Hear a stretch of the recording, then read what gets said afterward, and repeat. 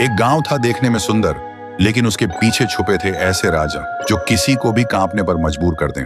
उस गांव का नाम था ढोलपुर, जहां के लोग कहते थे कि आधी रात को अगर तुम्हें ढोलक की आवाज सुनाई दे तो समझ लेना कि थुंग थुंग आ गया है। थुंग थुंग कोई आम इंसान नहीं था। उसके चेहरे पर अजीब सी मुस्कान, आंखें बड़ी बड़ी जिन्हें देखकर कोई भी डर जाए, और हाथ में एक पुरानी ढोलक। रात के ठीक 2 बजे वो गांव की गलियों में घूमता और अपनी ढोलक बजाता। आवाज सीधी कानों से दिल तक उतर जाती, धीमी, डरावनी और लगातार। गांव के लोग ढोलक की आवाज सुनकर कांपने लगते, क्योंकि जिस घर के सामने वो रुककर ढोलक बजाता, उस घर के लोग अगले दिन कोई बीमार पड़ जाते या किसी की मौत हो जाती। फिर एक रात गांव का एक लड़का रघु सो रहा था, तभी ढोलक बजने लगी। ढोलक की आवाज से उसकी नींद टूट गई। वो गुस्से से हिम्मत जुटाकर उसके पास गया। रघु ने कहा, कौन हो तुम और क्यों ढोलक बजा रहे हो? वैसे ही ढोलक बजनी बंद हो गई। थुंग थुंग धीरे धीरे मुड़ा। रघु ने देखा उसके चेहरे से सैकड़ों चीखों की आवाज निकल रही थी, लेकिन तभी फिर से ढोलक अपने आप बजने लगी। और उसके बाद से रघु को किसी ने गांव में कभी नहीं देखा। गांव में और भी डर फैल गया।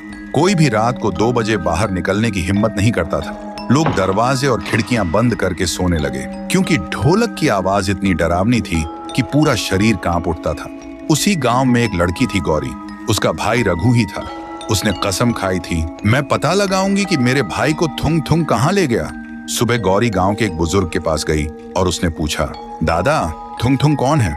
बुजुर्ग कांपते हुए बोला, बेटी, थुंग थुंग कभी इस गांव का ढोल किया था, लेकिन 80 साल पहले एक शादी में ढोलक बजाते बजाते अचानक मर गया था। कहते हैं तब से उसकी आखिरी सांस उसी ढोलक में कैद हो गई, और तभी से वो आधी रात को ढोलक बजने लगती है। गौरी अब समझ गई थी कि वो एक भूत है, लेकिन फिर भी उसने तय किया कि वो उसी जगह जाएगी जहां वो शादी हुई थी। फिर रात के ठीक 2 बजे जब गांव में ढोलक बजनी शुरू हुई, गौरी ने हिम्मत जुटाई और उस आवाज के पीछे चलने लगी। अंधेरे में चलते चलते वो उस जगह तक पहुंच गई। वहां उसने देखा थुंग थुंग नाचते हुए बहुत जोर जोर से ढोलक बजा रहा था। गौरी ने कांपते हुए पूछा, मेरा भाई कहाँ है?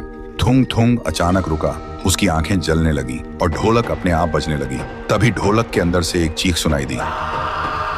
गौरी डर से भागने लगी। तभी एक आवाज आई, दीदी। गौरी रुक गई और पीछे मुड़ी। उसने देखा रघु और थुंग थुंग एक साथ खड़े थे, लेकिन वो अब इंसान नहीं था। उसका चेहरा अजीब और आंखें लाल हो चुकी थी। रघु ने धीरे से कहा, दीदी, अब मैं भी थुंग थुंग का हिस्सा हूँ और अगला नंबर तुम्हारा है। तो दोस्तों, अगर तुम्हें जानना है कि थुंग थुंग क्या सच में अचानक मरा या उसके मरने के पीछे कोई राज छुपा है, अगर जानना है तो वीडियो को लाइक करो, चैनल को सब्सक्राइब करो और कमेंट में लिखो पार्ट 2 चाहिए।